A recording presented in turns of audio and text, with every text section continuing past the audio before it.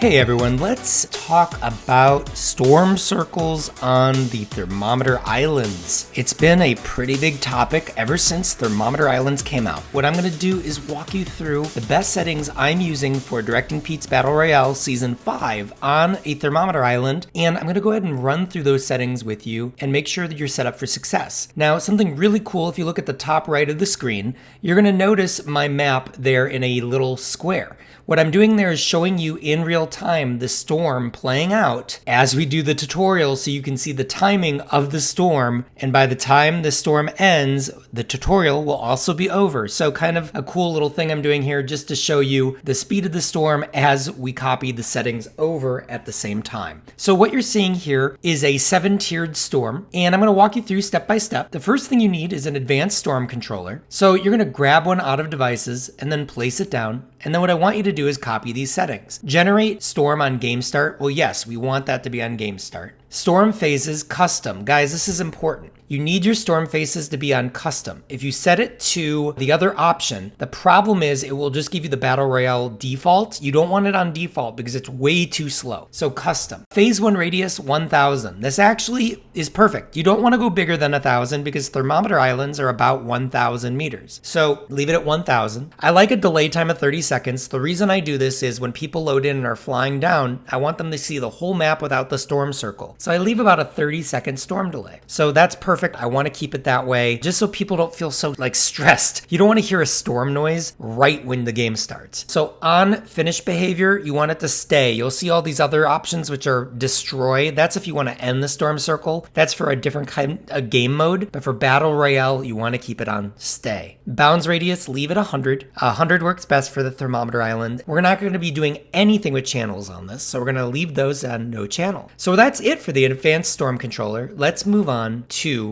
the advanced storm beacons. Guys, now go into devices and grab an advanced storm beacon, drop it down, stack it on top. You want to put the first one at phase 1. Now, if you notice, end radius goes from 1000 to 500. Very sad that there's not a 750 there. I'll show you why later. So we'll set it to 500. Wait time 30 seconds. Resize time 2 minutes. Now you're probably noticing, wow, these resize times are pretty long. Well, yeah, we're on a very big map. You don't want the resize time to be too quick because these maps are really big, but you don't want them to be too slow either. Damage, I set at 1% because we're really early on in the storm circle. We don't want to go more than 1%. You could go 2 if you'd like, but I'm going to leave mine at 1%. This is very important, guys. Movement behavior. You need to keep this on move randomly. Whatever you do, do not keep it onto move beacon. This is a big mistake, and a lot of people do this. If you put it to move beacon, it's going to show the exact same storm every time. If you do it move randomly, your storm will be unique every time the game plays, at least a little bit. Now, move distance minimum and move distance maximum will determine how unique your storm will be. Granted, if you put these numbers too high, your game is unplayable. So I found the perfect balance between 30 and 100 for that storm beacon. Feel free to copy that. Now moving on to the next advanced storm beacon, changed it to phase 2. End radius went down from 500 to 400. Wait time 30 seconds. Resize time 1 minute.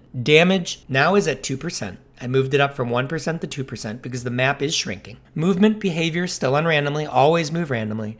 And now you'll notice the move distance, minimum and maximum have been changed. You could even bring that maximum from 200 down to 100 if you like, but this keeps it really unique and keeps the beginning circles pretty wide and they can go all over the map at the beginning, which is what I want. So let's go to the next beacon, beacon 3. Now we're at phase 3. End radius, once again, is going down to 300. Our wait time and resize time, if you notice, have now shrinking because the storm is a lot smaller. So we don't need to worry about it being 2 minutes anymore. You don't want the game to feel too slow. You want people to get to the next round as fast as possible. Damage 2%. So once again, I kept it at 2. Move distance, I moved there, so go ahead and copy those as well. So now, advanced storm beacon, phase 4, end radius, now down to 200. Wait time, 15 seconds. Resize time, you could go a little higher than 20. I think 20 might actually be too short almost. Anywhere between 20 and 30 is fine. I'm going to keep mine at 30 actually in this case. I'm going to move this up to 30. Or even 25. I'll do 25. So damage, 2%, move randomly. Once again, distance and max 20 and 50 on that. We're going to set another beacon. So phase 5, now the end radius is 100. Resize time is 15 and 25. So once again, we're just slowly going further. Damage is 5% now, so that's big, that's different. It's getting a lot stronger because the circle's getting a lot smaller. Now 5 and 10. Now notice the minimum maximum move distance moved down to 5 and 10. That's because we're getting smaller. We don't want the variable to be as high. I might even move that up to 20. I think that's fine. You can create a little bit more variable there. So now on to phase 6. End radius is 50. We're getting really small now. Wait time 15 seconds, resize time 20 seconds. This is when the map really starts to send you everywhere with that storm beacon. And you're just kind of going, whoa, I'm literally at one place and now the next. Damage 5%, movement behavior, move randomly, move distance, minimum, move distance, maximum. So copy those settings. Final setting here, phase 7. End radius is at 20, 15 seconds, 30 seconds, resize damage all the way up to 10%, and movement behavior is still at move randomly. We're still at that 5 and 10 at the minimum maximum move distance. Now, if you notice, I didn't do an end radius of 0. What happens if you don't do a 0 end radius? Well, Fortnite will make one up for you. So if that's my last storm beacon, it will just decide after that, I'm gonna close the circle within 10 to 20 seconds. So it does that for you, and you'll notice there on the top right, as we're doing this tutorial, it's going to create that final storm circle. I did start the game here as well, and really what I'm gonna show you now is why we really need a 750 meter storm circle. Now you're noticing I'm loading in. There's a 30-second delay here where we get to take in the views. We don't see a storm circle.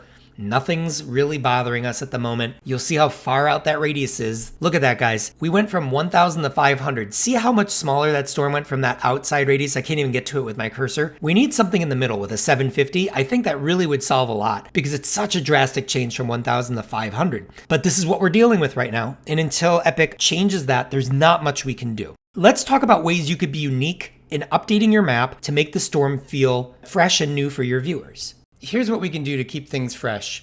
Go ahead and select all of these storm beacons and then cut. Now, what we're doing is just cutting and pasting somewhere else. Until Fortnite really addresses storm circles for mini BRs, we're just gonna have these issues. But what you can do is replace your storm circles just slightly. You have to keep somewhat in the middle. You can't go too far off the middle, unfortunately. But before, where I was ending the circle at the front of the caves, now the end circle will be more in this clubhouse area.